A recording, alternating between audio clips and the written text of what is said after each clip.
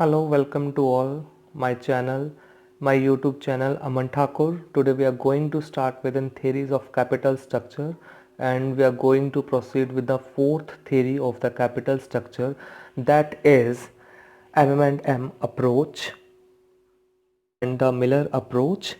So Modigliani and the Matter Miller has introduced the fourth approach of the capital structure, that is Modigliani and the Miller approach, in the year 1963. This approach is basically further have two approaches. One is the in the absence of the corporate taxes, and second is when the corporate taxes exist. For the very first, we have the in the absence of the corporate taxes. According to this theory, total value of firm must be constant irrespective of degree of the leverage, that is the debt equity ratio. This can be justified by the arbitrage process. In the absence of taxes, it is also known as the theory of irrelevance. Hence, it is identical with the net operating income approach. As I earlier told you, under the net income operating approach, here is the diagram of the net operating income approach. Whenever a firm use more and more debt, it increase the risk of the equity shareholders. That is why the cost of equity is increased. If we use more and more debt in the capital structures, that is already reducing our overall cost of capital. So the increase in the cost of equity offset the advantage of the low cost of debt.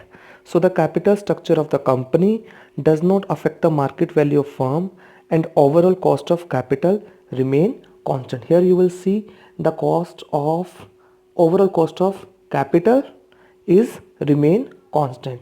इसका simple सा मतलब है कि अगर कोई भी firm में हम ज़्यादा से ज़्यादा जब मैं इक्विटी यूज़ करूँगा, अंडर द फर्स्ट थ्योरी जो मैंने पढ़ा था under the net income approach, कि कोई भी फर्म है जो ज़्यादा से ज़्यादा डेट का यूज़ करती है, उससे क्या होता है, क्योंकि debt is the cheaper source of finance as compare to the equity, क्योंकि जो मेरे को इंटरेस्ट देना पड़ेगा अपने इक्विटी शेयर क्योंकि जो मेरे को डिविडेंड देना पड़ेगा अपने इक्विटी शेयर होल्डर्स को, बट जो मेरा इंटरेस्ट होगा जो मेरे को पे करना है डिवेंचर होल्डर्स को, उससे क्या होता है, कम होता है. तो इसलिए जब हम ज़्यादा से ज़्यादा अपने कैपिटल स्ट्रक्चर में डेट को यूज़ करते हैं, उससे होता क्या है, उससे जो मेरी ओवरऑल कॉस्ट ऑफ, यहाँ पे आप देख रहे हो ओवरऑल कॉस्ट ऑफ कैपिटल होती है, वो क्या होती है, डिक्रीज होनी शुरू हो जाती है, क्योंकि debt is the cheaper source of finance.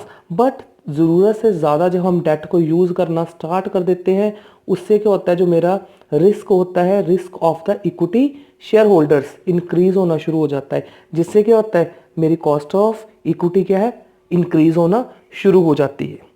तो ये थी first approach. Now we have in the further. So here is the second approach of the amendment when the corporate taxes are exist, and it is known as the theory of relevance. According to the value of firm increase and the cost of capital decreases with the use of debt if the corporate tax are considered. This is because of the benefit of tax, because interest on tax is the deductible expenses. Here I am showing you the working of second approach when the corporate taxes are exist. It is also known as the theory of relevance.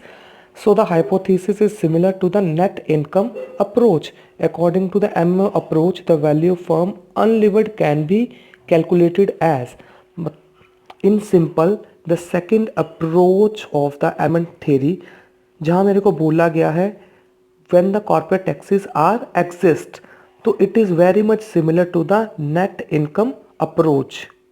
Net income approach, this is the working of your net income approach. क्या होता है यहाँ पे, the cost of debt is less than the cost of equity. तो हम क्या करते हैं, ज़्यादा से ज़्यादा डेट को यूज़ करते हैं अपने कैपिटल स्ट्रक्चर्स में, जिसके कारण क्या होता है, cost overall cost of capital क्या होती है, रिड्यूस हो जाती है. क्योंकि रीज़न भी मैंने पहले भी बार बार बता चुका हूँ मैं, क्योंकि जो डेट की कॉस्ट होती है that is less than the cost of the equity and the interest rate usually lower than the dividend. So under the M&M second approach जहाँ पे हम study कर रहे थे, it is very much similar to the net income approach. Further, according to the M&M approach, the value of firm unlevered can be calculated as VU is equal to EBIT, that is your earning before interest and tax, 1 minus t stands from your tax rate, and divided by the overall cost of capital. By using this formula, you can find out the value of the unlevered firm. Further is the value of the levered firm, which is VL is equal to VU plus TD. V and U is the value of the unlevered firm. TD is the discounted present value of tax. So this is at the last stage. We have the criticism of M&M theory. The leverage irrelevance theory of M&M is valid if the perfect market assumption underlying their analysis are satisfied. The real world, however, is characterized by the various imperfections. So firms are liable to pay taxes on the income. In addition, investor who receives return from their investment in firm are subject to tax at the personal level. Second is the bankruptcy cost can be quite high. Agency cost exists because of the conflict of interest between the manager and the shareholders. So this is the main criticism of the M&M theory. Thank you so much for listening.